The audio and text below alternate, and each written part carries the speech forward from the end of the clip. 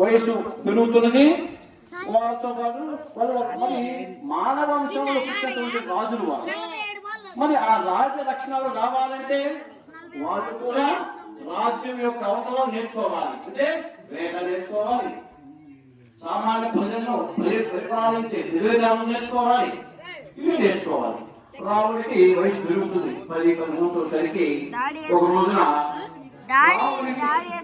అదే దశరథ మహారాజుకి రాముడు అంటే ఆయన ముందు ఎప్పుడు కూడా అటువంటి సమయంలో విశ్వామిత్రుడు ఆయన యాగం చేస్తుంటే కొంతమంది రాక్షసులు ఆ యాగాన్ని పాడు చేయాలనుకుంటున్నారు. అప్పుడు ఆయన తెలుస్తుంది పొలాన్ని కోసల రాజ్యంలో పొలం దశరథ మహారాజు కొడుకులు పుట్టారు, వాళ్ళ వల్లే ఇది సాధ్యమవుతుంది అని చెప్పి చెప్తారు. అప్పుడు వెంటనే ఈ విశ్వామిత్రుడు ఆ కోసల రాజ్యానికి బయలుదేరారు.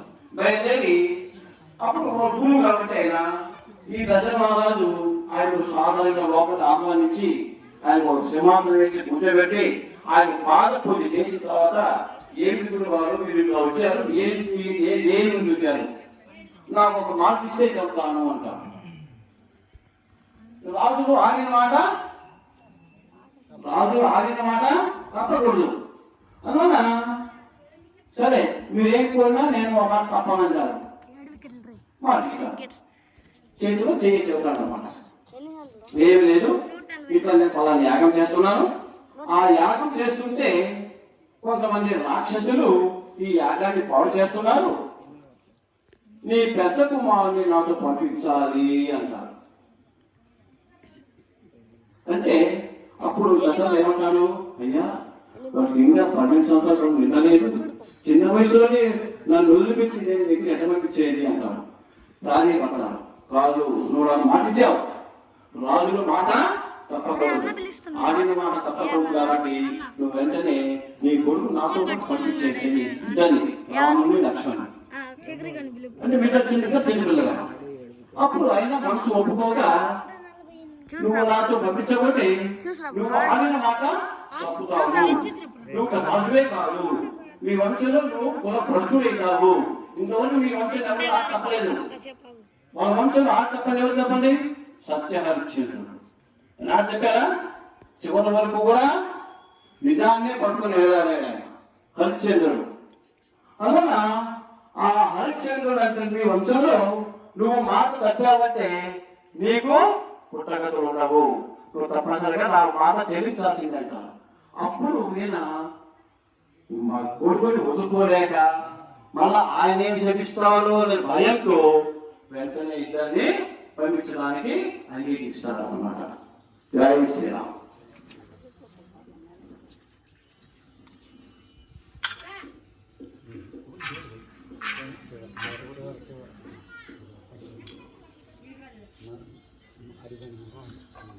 భజత్రీలు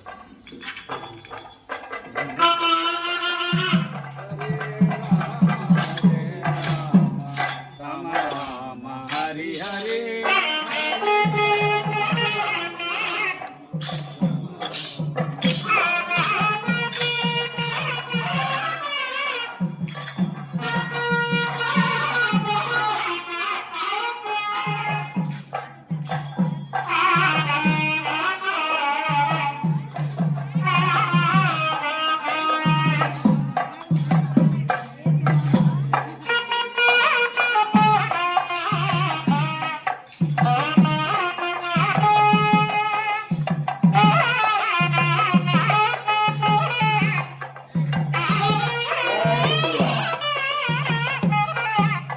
జై శ్రీరామ్.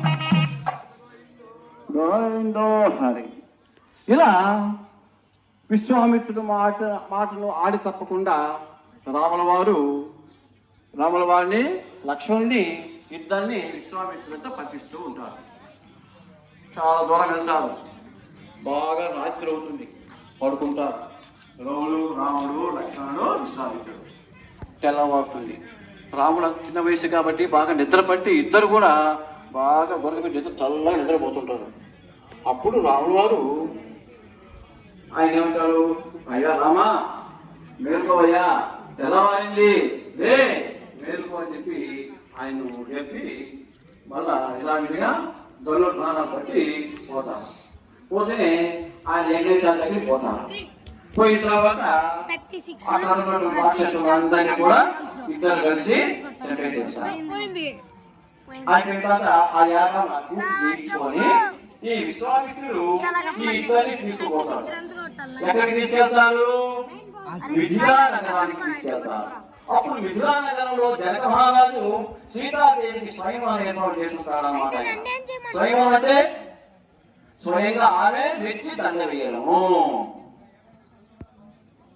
స్వయంగా ఆమె మెచ్చి దండ వేయాలి. ఆమె 10 రాజులు తిరుగుతారు. ఆ రోజు రాజులు ఏం చేసేవారు?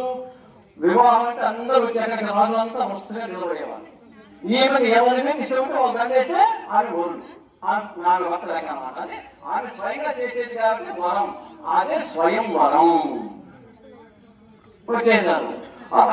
ఆయన రాజే కదా, ఆయన జనక మహారాజు. అప్పుడు సీతాదేవికి 12-13 సంవత్సరాలు, ఈయన 14 సంవత్సరాలు. అంటే వయసు పెద్దగా. అదే కొన్ని పురాణాలు సీతా పెద్ద అంటారు, అదంతా మనకు తప్పు. అప్పుడు ఆ స్వయంవరానికి విశ్వామిత్రుడు వీరిద్దరిని కూడా తీసుకుంటారు. అక్కడ జనమాల దగ్గర ఒక విశేషం ఉంది. ఏదని? శివధనస్సు ఉంది కదా. శివధనస్సును జనక మహారాజు ఒక పూర్వుడు ఎప్పుడో శివుడు ఇచ్చినప్పుడు ధనుసు అన్న శివధనుసు అన్నారు. అది అందరు ఎత్తలేరు, దాన్ని ఎవరు కూడా బాణాలు పెట్టి ఎక్కుపెట్టి చూస్తలేదు. అప్పుడు ఈ విశ్వామిత్రుడు ఇద్దరు తీసుకెళ్ళి ఒక స్థానం కుర్చీలు వేస్తుంటారు. అందరు కుర్చీలు వేస్తుంటారు కదా, ఆ కుర్చీలు ఇద్దరు కూర్చోబెడతారు. ఎంతో మంది రాజులు వస్తారు.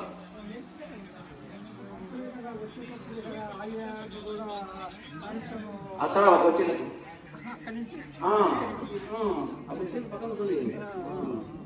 అప్పుడు వీళ్ళు కూర్చోంటారు. ఎంతో మంది రాజులు వస్తారు.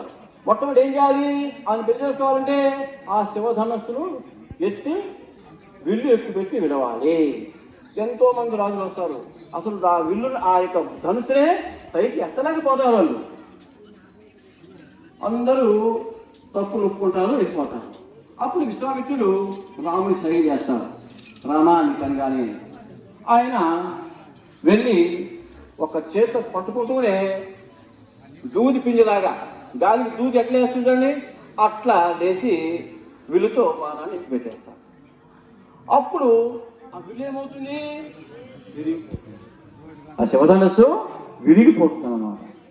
అప్పుడు సీతాదేవి ఆయన మెచ్చి ఆయన మెడలో దండ వేసుకుంది. ఆ సీత ఎవరు? సీత జగన్మాత ఎలా పుట్టింది? సీత పుట్టలేదు. ఆమె అయోనిజ.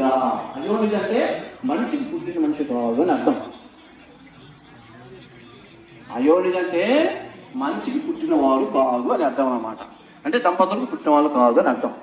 ఈ జనక మహారాజు నాగలు దుంటున్నాడు.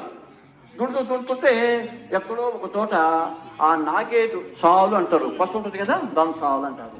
ఆ పసుపు పెట్టె తగ్గుతుంది లోతుగా. అది ఇంకా ముందు కదలదు. ఎద్దులు ఎంత లాగినా కూడా ముందు కదలటంలే, అది బరువైన పెట్టె. అప్పుడు ఏంటనే పెట్టె అని చెప్పి చూస్తే దాంట్లో పాప ఉంటుంది, చిన్న పాప, నెలల పాప. ఆమె సీత. సీత అంటే ఏంటి? భూమిని పుట్టింది కదా సీత. చాలు అంటే సీత అని అర్థం. నాగేది వస్తుంది కదా, దాన్ని తాగి పుట్టింది కాబట్టి ఆ చాలునే సీత అని అంటారు అన్నమాట. సీత అంటే అయోనిజ, హిమజ, అవి చాలా పేర్లు ఉన్నాయి కూడా. వసుంధర, మరి భూమిని పుట్టిన ఆమె. అట్లా ఆమె తీసుకొచ్చి పెంచుకొని పెద్ద చేసి ఇక్కడ ఈ విధంగా రాములవారికి ఇచ్చి పెళ్లి చేశారు. అప్పుడు ఇంకా జనక మహారాజు ఆయన చేసిన కార్యక్రమాన్ని చేసి తన కూతుర్ని రాముడు లక్ష్మణ పంపిస్తున్న సమయంలో అనుకోకుండా రాములవారు పోతుంటే రాముడి యొక్క కాలు తగిలి ఒక రాయి మనిషిగా మారుతుంది. ఆమె ఎవరు? అహల్య. ఆమె ఎవరు? అహల్య. అహల్య అంటే ఎవరు? ఒక గౌతముని యొక్క భార్య. ఒక గౌతముని యొక్క భార్య. ఆమె చాలా అందగత్తె అహల్య. ఈ గౌతముడు ముని, ఎప్పుడు తపస్సు చేసుకుంటుండేవాడు. అప్పుడు ఇది పైన ఉన్న ఇంద్రుడు కనిపెడతాడు. ఈయనేమో ఋషి అయిపోయా, ఈమె చాలా అందంగా ఉంది, మరి ఎట్లా అని చెప్పి ఆయన ఆమె మీదకి ఆమెను వశపరుచుకోవాలని చెప్పి ప్రయత్నం చేస్తారు. ఎవరు? ఇంద్రుడు. ఆ సమయంలో ఒక రోజున అహల్య గౌతముడు ఇద్దరు నిద్రపోతుంటారు రాత్రిపూట. సగం పొద్దుప్పుడు ఈ యుద్ధుడు ఏం చేస్తాడంటే, ఈయనకు ఒక అలవాటు ఉంది గౌతముడికి. ఎప్పుడైతే కోడి పుంజులు మనకు తెల్లదన్న కుక్కర్ లేస్తాయి కదా, అరుస్తాయి కదా, అది కానీ వినొచ్చిందంటే ఈయన వెంటనే చెంబు పట్టుకుని అలిగిపోయేవాడు స్నానం చేయడానికి. వాటికి ఈ ఇంద్రుడు ఏం చేశాడంటే కోడి రూపంలో వచ్చి కుక్కరుతో అని పూశాడు. 2 కూడా కాలే, ఒంటికన్నా ప్రాణంలోనే. అప్పుడు గౌతముడు ఏమనుకున్నాడు, కోడి కూర్చుంది కాబట్టి తెల్లవరింది కదా అని చెప్పి పాపము ఒక చాప కమండలము చేతులు ఉంటుందిగా, అవన్నీ పట్టుకొని నదికి బయలుదేరిన తర్వాత స్నానం చేస్తున్నాడు పాపం. ఎంతసేపటికి తెల్లవారితే కదా, తెల్లవారంటే 1 గంట పోయినాడు, తెల్లవారంటే 2 గంటలు, ఇంకా 5 గంటలు కావాలి కదా, ఎంతవరకు తెల్లవారలేదు. ఏంటిరా అని చూస్తే ఆయన దివ్య దృష్టితో చూస్తే అక్కడేం జరిగింది, ఈ గౌతముడి వేషంలో వచ్చి ఆమె దగ్గర పడుకుంటారు. ఎవరు? ఈయన ఇంద్రుడు గౌతముడు అటు పంపించి ఆయన వేషంలో వచ్చి ఆయన వారి దగ్గర ఈయన దివ్య దృష్టి చూస్తాడు. ఇంద్రుడు ఈ విధంగా తప్పు చేశాడు అని చెప్పి ఇంటికి వచ్చి చూస్తే ఇంద్రుడు ఉంటాడు. ఆమె ఏం చేస్తే ఆమె తప్పులేదు పాపం, భర్తగా అనుకున్నది ఆమె, అదే రూపము.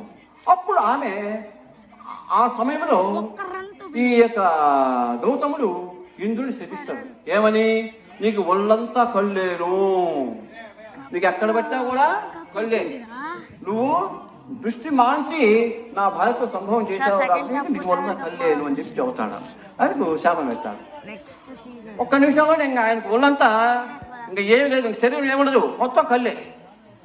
అప్పుడు భార్య తప్పు చేయకపోయినా భార్యను కూడా శపిస్తాడు. నువ్వు శిలమైపోదుగాక అంటాడు.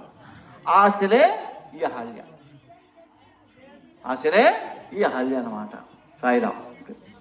కొంచెం జరపాలి కదా, కొంచెం జరుపుకుని రావాలా.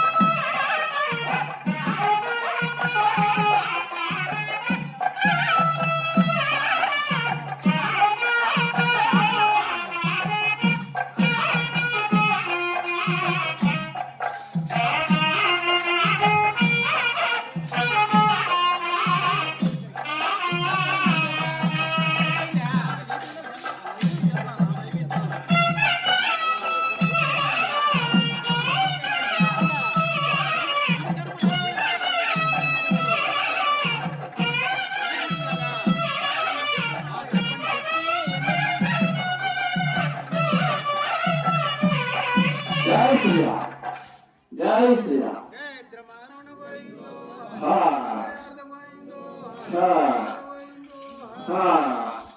అలా అహల్య శిలగా రాయి మామూలు ఆమె తయారీ ఆమె రావణ చేసుకొని తన పూర్వజన్మ